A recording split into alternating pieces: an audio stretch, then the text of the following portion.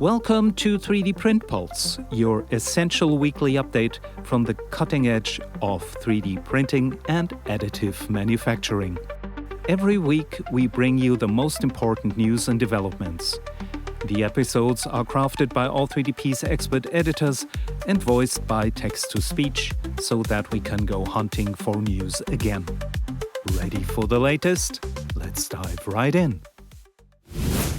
Is it safe to print with the Bambu Lab A1?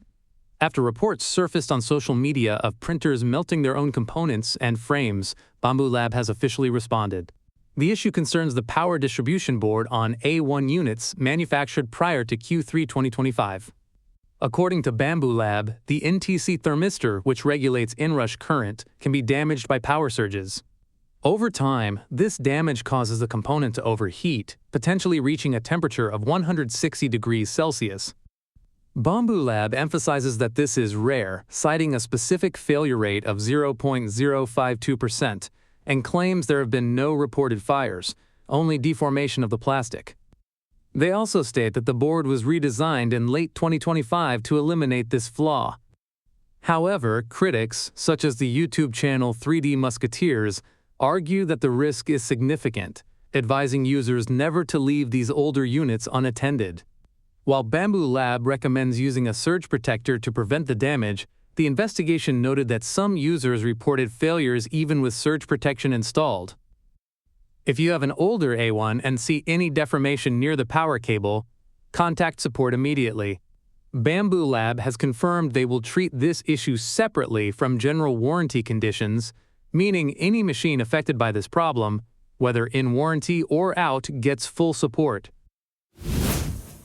This week, Creality launched its new sub-brand SparkX. Its debut machine is the SparkX i7, and interestingly, it's designed for people who aren't into tinkering. With sleek design and ambient lighting, it looks more like a high-end air fryer than a manufacturing device. It is dedicated entirely to quote-unquote lifestyle printing, which is less about throughput and more about ease of use.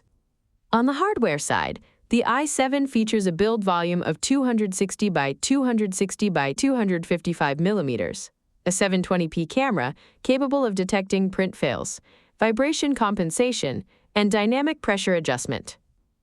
The machine comes with the CFS light, a simplified 4-color material station, a tool-free quick swap nozzle, and a whisper-quiet 45 decibel operating volume. The biggest shift is the software. The headline feature is the confirmed integration of the CubeMe app, an AI tool designed to automatically convert 2D portraits into multicolor 3D printable models. Coupled with the claimed mobile-first workflow, Creality is betting that i7 users will be comfortable bypassing the PC and traditional slicer entirely. In short, the SparkX i7 looks to be a streamlined, parallel option to the K-series, picking up where the Creality Hi seems to have faltered. It offers interesting options for users who want a printer to fit into their living room rather than their workshop. Whether there's an appetite for this remains to be seen. SparkX i7 launched for pre-order on January 6th, initially only in combo with the CFS Lite for $339. For years, sustainability in 3D printing has been a loaded term. Let's take PLA as an example. Technically, it's plant-based and biodegradable, but in reality, it requires industrial composting facilities to break down. A California startup called Ecogenesis Biopolymers claims to have solved this problem with a new flexible filament called Gen-TPU. Derived from algae and plant oils, this material is built on a proprietary polymer called soleic. Unlike fossil fuel TPUs, Gen-TPU is designed to actually biodegrade in natural environments. According to the manufacturer, the material showed significant breakdown when submerged in ocean water or placed in compost piles, reaching 45 degrees Celsius, a temperature achievable in a well-managed backyard bin. Crucially, it degrades without leaving persistent microplastics behind, effectively becoming food for bacteria and fungi. However, a reality check is needed. The degradation takes time. Tests showed about 27% breakdown over 6 months in compost. But compared to standard TPU, which lasts centuries, it is definitely a leap forward. Gen-TPU is set to hit the market in early 2026. If you are looking to print wearables or soft robotics without the forever plastic guilt, keep an eye on this one. And now a word from our sponsor. Are you an engineer or designer looking for high-precision CNC parts? Tired of waiting for manual quotes? Stop waiting. Craftcloud is your solution for instant on-demand CNC machining. Upload your CAD file, select from a wide range of materials, and instantly compare real-time quotes worldwide. Get the best price on precision parts, from rapid prototypes to mass production. We offer 3-axis and 5-axis milling, turning, and more. No minimum orders, just transparent pricing, fast delivery, and expert service. Craftcloud. We turn your CNC ideas into reality. We all want to print that cool citrus juicer or a perfect bento box, but the question remains, is it safe to use it in a kitchen? According to our latest deep dive, the answer is a complicated yes, but. First, you need filaments that are FDA or EFSA compliant. Our guide highlights several standouts. Recrea's PP3D, for example, offers a polypropylene filament, which is a top contender. It's non-toxic, chemical-resistant, and can even survive a dishwasher. For a more affordable option, Filaments.ca offers a true food-safe PETG filament that comes with compliance documentation. But, and this is a big but, the filament is only half the battle. Your printer is not a clean machine. The brass nozzle you use likely contains lead. To be safe, it's best to switch to stainless steel. The build plate, often covered in glue or hairspray, is another problematic zone. And finally, there is the print geometry.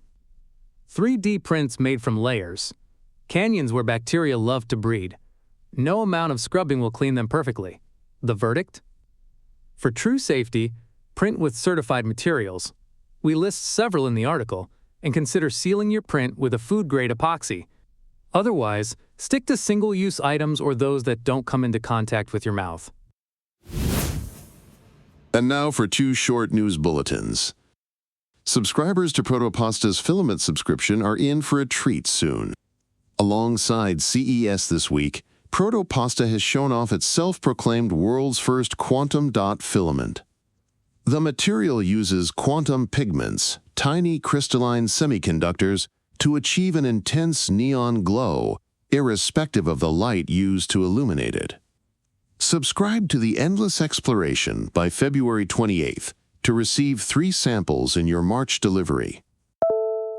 2 University of Wisconsin professors have snagged a U.S. patent for turning spoiled milk into biodegradable plastic for 3D printing, promising to help Wisconsin's dairy farmers cash in on what was once just food waste.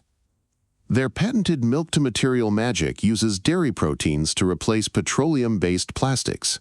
Next step, find a company to commercialize it. Hopefully soon. That's it from the weekly roundup from the world of 3D printing. As usual, you can find all the links in the show notes. Thank you to our sponsor Craftcloud, and remember, you can always find more in-depth articles, reviews and guides at all3dp.com. Don't forget to subscribe and leave us a rating or review. It really helps us to bring these updates to even more 3D printing enthusiasts like you. Join us next week for another rapid-fire update. Until then, happy printing!